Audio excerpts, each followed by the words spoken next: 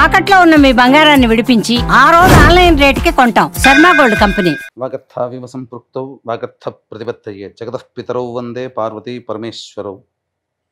ఆదిత్యాయ చ సోమాయ మంగళాయ బుధాయ చ గురు శుక్ర శనిభ్యశ్చ రాహవే కేతవే నమః. శృంగేరి జగద్గురు పీఠాధిపతులకి, కంచి పీఠాధిపతులకి నమస్కారములు తెలియచేసుకుంటూ కార్యక్రమాన్ని ప్రారంభిద్దాం. జూలై నెల 16వ తారీఖు నుంచి 31వ తారీఖు వరకు ద్వాదశ రాశుల వారికి సంబంధించినటువంటి శుభ అశుభ ఫలితాలు, ఏ రోజుల్లో మానసికంగా ఆనందంగా ఉంటారు, ఏ రోజుల్లో అసంతృప్తి ఆందోళనతో ఉంటారు, అలాగే ఏ రోజుల్లో ఖర్చులు ఎక్కువగా ఉంటాయి, ఏ రోజుల్లో ఆదాయ మార్గాలు ఎక్కువగా ఉంటాయి, ఉద్యోగ సమస్యలు, ఇలాంటి వివరాల గురించి క్లుప్తముగా తెలియజేసే ప్రయత్నం చేస్తాను. కాబట్టి వీక్షించేటువంటి ప్రేక్షకులకి చిన్న గమనిక, మీరు మీ యొక్క జన్మ నక్షత్రం ఏదైతే ఉంటుందో ఆ నక్షత్రం ప్రకారం ఉన్నటువంటి రాశినే మీరు పరిగణనలోకి తీసుకోవాలి. నామ నక్షత్రం పేరు మీద ఉన్నటువంటి రాశిని తీసుకోకూడదు. జన్మ నక్షత్రం లేని వాళ్ళు నామ నక్షత్రం పేరు మీదనే చూసుకోవాలి. పైగా చాలామంది సన్ జొడాయిక్ సైన్ అంటే ఈ మంత్ నుంచి ఈ మంత్ మధ్యలో పుట్టినటువంటి వాళ్ళు ఒక రాశికి చెందుతారని చెప్పి సూర్యమాన సిద్ధాంతం ప్రకారం ఉంటుంది. అది ఈ చెప్పబోయేటువంటి ఫలితాలకి అది ఏమాత్రం కూడా సరిపోదు. అది విషయాన్ని గమనించుకొని చూసుకోవాలి. కాబట్టి జన్మ నక్షత్రము, జన్మ రాశి లేదా ఈ రెండు లేకపోతే నామ నక్షత్రము, నామరాశి మీద ఉన్నటువంటి వివరాలనే మీరు ఆ రాశి ప్రకారమే చూసుకుంటే మీకు రమారమిగా మీ ఈ చెప్పబడే ఫలితాలు మీకు సరిపోతాయని చెప్పవచ్చు. ఇక కార్యక్రమంలోకి బయలుదేరదాం. జూలై 16వ తారీఖు నుంచి 31వ తారీఖు వరకు కర్కాటక రాశిలో జన్మించినటువంటి వారికి ఏ విధంగా ఉండబోతుందో తెలుసుకునే ప్రయత్నం చేద్దాం. కర్కాటక రాశిలో ప్రధానంగా గురు సంచారము ద్వాదశ రాశిలో సంచారం చేస్తున్నటువంటి ఈ కారణం చేత ప్రధానంగా ధనపరమైనటువంటి ఖర్చులు ఉంటాయి, కానీ ధర్మపరంగా ఉంటాయి. అనవసరమైన ఖర్చులు అంటే ఏమీ ఉండవు. కాకపోతే 27వ తారీఖు తర్వాత ఆ 4 రోజులు 5 రోజులు 27, 28, 29, 30, 31 ఈ 5 రోజుల్లో మాత్రం మీ హుందాతనాన్ని పెంచే విధంగా దుస్తులు కానీ వస్తువులు కానీ కొనుగోలు చేస్తారు. ఎలక్ట్రానిక్ గ్యాడ్జెట్స్ కొనుగోలు చేసే అవకాశం ఈ గురు సంచార ప్రభావం వలన కలుగుతుంది. ఇక ప్రధానంగా చూసుకున్నట్లయితే జన్మరాశిలోనే రవి సంచార ప్రభావం కాబట్టి ఇది కాస్త ఇబ్బందికరంగా ఉండేటువంటి సమయము. ఉద్యోగస్తులు భయముతో పనిచేయాల్సినటువంటి పరిస్థితి, అలాగే ఆరోగ్యం పట్ల కూడాను శ్రద్ధ వహించాల్సినటువంటి పరిస్థితి అని చెప్పవచ్చు.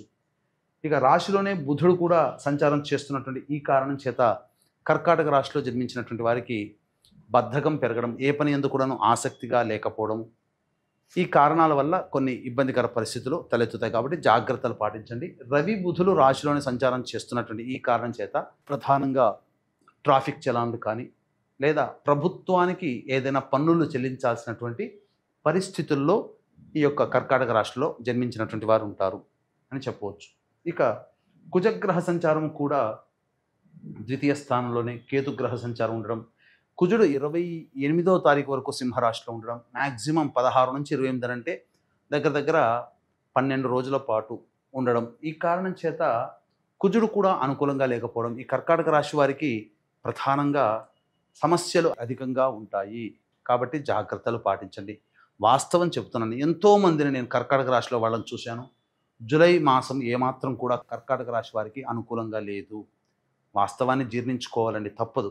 మనం చెడు చెబుతున్నామని కాదు, ఇక్కడ పరిస్థితులు గ్రహము సంబంధించినటువంటి స్థితిగతులు ఆ విధంగా ఉన్నప్పుడు మనము ఓవర్ రియాక్షన్ ప్రతి సందర్భంలో కాకుండా ఉండడమే మేలు అనే విషయాన్ని గమనించుకోవాలి.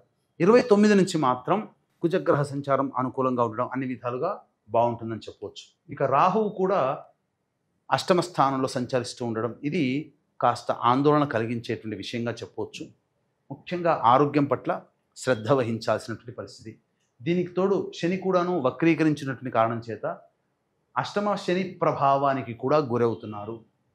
ఇక శుక్రగ్రహ సంచారము ఒక్కటి ప్రధానంగా యోగము అంటే ఉన్నటువంటి అన్ని గ్రహాల్లో ఎవరు యోగిస్తున్నారంటే ఒక్క శుక్రుడే యోగిస్తున్నాడు, మిగతా సప్తగ్రహాలు యోగించట్లేవు. చంద్రుడు పర్వాలేదు. కాబట్టి గ్రహ సంచారం అనుకూలంగా లేదు. కాబట్టి జాగ్రత్తలు పాటించండి. అనవసరమైనటువంటి వివాదాల జోలికి వెళ్ళకండి. అనవసరమైన పెట్టుబడుల జోలికి వెళ్ళకండి.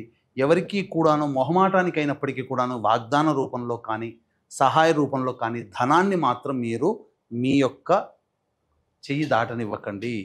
చాలా సమస్యలు వస్తాయి.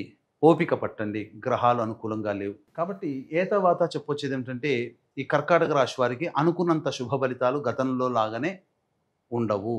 కాబట్టి జాగ్రత్తలు పాటించండి. కర్కాటక రాశి వారికి ఎందుకు ఇన్ని సమస్యలు అంటే, ఏ గ్రహస్థితి కూడాను అనుకూలంగా లేనప్పుడు మనం కొన్ని రోజులు తగ్గి ఉంటే వచ్చే నష్టం ఏముంది? కాబట్టి జాగ్రత్తలు పాటించండి. ఇక ఈ రాశిలో జన్మించినటువంటి మహిళలు అనవసరమైనటువంటి గొప్పలకి పోకుండా ఉన్నంతలో సర్దుకుపోయి తత్వాన్ని కనుక అలవర్చుకుంటే చాలా మటుకు మంచి జరుగుతుంది. ఈ రాశిలో జన్మించినటువంటి మహిళలు, గర్భాన్ని ధరించినటువంటి మహిళలు ఎవరైతే ఉంటారో వాళ్ళకి చక్కగా మంచి శుభ సంతానమే కలుగుతుంది. సంతానం కోసం ఎదురు చూసేటువంటి వ్యక్తులకి సంతానం కలుగుతుంది. ఎక్కువగా గర్భాన్ని దాల్చినటువంటి వ్యక్తులకి ప్రసవం అయితే స్త్రీ సంతానం ఎక్కువగా కలిగే అవకాశము గోచరమవుతుంది. ఇక ఈ రాశిలో జన్మించినటువంటి విద్యార్థినులకి మంచి జరుగుతుంది. వివాహ సంబంధాల విషయంలో మంచి జరుగుతుంది. ఇబ్బంది పడాల్సినటువంటి అవసరం లేదు. అలాగే కోరుకున్నటువంటి విద్యా సంస్థల్లో ప్రవేశం జరుగుతుంది. ఇక తర్వాత ఓవరాల్గా ఈ రాశిలో జన్మించినటువంటి విద్యార్థులు, విద్యార్థినులకి మంచి శుభావకాశాలు కలుగుతాయి.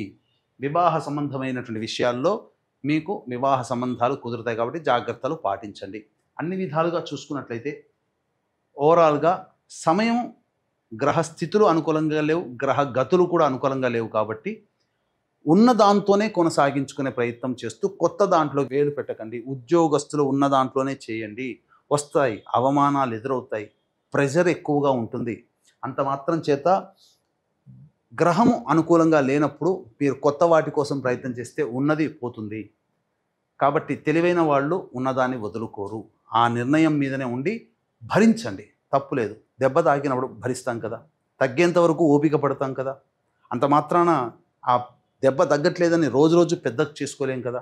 అలాగే సమస్యలు ఉంటాయి, భరించే అవకాశాన్ని కోల్పోకండి, భరించండి. ఇక కర్కాటక రాశిలో జన్మించినటువంటి వారికి 16 నుంచి 31వ తారీఖు వరకు ఏ విధంగా ఉండబోతుందో తెలుసుకునే ప్రయత్నం చేద్దాం. 16, 17 తేదీల్లో మానసికమైనటువంటి ప్రశాంతత లోపిస్తుంది. ఏదో ఒక ఆందోళనగా ఉంటుంది మనస్సు. మరియు సంతానం మూలకంగా విభేదాలు, ఖర్చులు పెరుగుతాయి. సంతానంతో సమస్యలు వస్తాయి. కాబట్టి లౌక్యంతో వ్యవహరించండి. ఇక ఆస్తిపాస్తులకు సంబంధించినటువంటి విషయాల పట్ల చర్చకి వస్తాయి. ఇక 18, 19, 20, 21, 22 ఈ 5 రోజుల్లో చేస్తున్నటువంటి వృత్తి, ఉద్యోగ, వ్యాపారాల్లో చక్కగా ప్రతిఫలం అనేటువంటిది ఎక్కువగా ఉంటుంది. ఖర్చుకు మించిన ఆదాయం లభించడం ద్వారా ఆనందంగా ఉంటారు. ఉద్యోగ మార్పులకి ఇది చాలా శుభ సమయం. నిరుద్యోగస్తులకి ఇది చాలా అనుకూలంగా ఉండేటువంటి సమయంగా చెప్పవచ్చు. ఇక 23, 24వ తేదీల్లో ఖర్చులు అధికంగా ఉంటాయి. కాబట్టి జాగ్రత్తలు పాటించండి. అజీర్ణ సంబంధమైనటువంటి వ్యవహారాల్లో ఇబ్బంది పడతారు. కాబట్టి మీరు ఫుడ్కి సంబంధించిన విషయాల్లో జాగ్రత్తలు పాటించండి. అలాగే అనవసరమైనటువంటి వృధా ప్రయాణాలు, మానసికమైనటువంటి ఆందోళన, ఏ పని చేయాలనే ఆసక్తి ఉండకపోవడం ఇవన్నీ కలుగుతాయని చెప్పవచ్చు. ఇక 25, 26 తేదీల్లో ప్రధానంగా పెండింగ్లో ఉన్నటువంటి పనులని పూర్తి చేసుకుంటారు. అలాగే విందులు, వినోదాల్లో పాల్గొంటారు. రెస్పాన్సిబిలిటీస్ని పూర్తి చేసుకుంటారు. ఆనందంగా గడుపుతారని చెప్పవచ్చు. ఇక 27, 28వ తేదీల్లో కుటుంబ సభ్యులతో వాగ్వివాదాలు పెరుగుతాయి. మీరు కొద్దిగా ఉద్రేకానికి గురయ్యే సంఘటనలు కుటుంబంలో జరగడం, బయట కూడా ఉండడం, తద్వారా కొన్ని ఇబ్బందికర పరిస్థితులను ఎదుర్కోక తప్పదు. ధనపరమైనటువంటి నష్టం కూడా గోచరమవుతుంది. ఇక 29, 30, 31 తేదీల్లో ఆనందకరమైనటువంటి జీవితాన్ని పొందుతారు. ఎన్నాళ్ళ నుంచో ఎదురు చూస్తున్నటువంటి అవకాశాలు ఉద్యోగపరంగా, వృత్తిపరంగా, వ్యాపారపరంగా ఏదైనా ఒక శుభ వార్త వింటారు. ఇతరుల సహాయ సహకారాలతో మీ పనులన్నీ కూడాను పూర్తి చేసుకుంటారు. ముఖ్యంగా ధనపరమైనటువంటి సమస్యలు మీకు తీరుతాయి.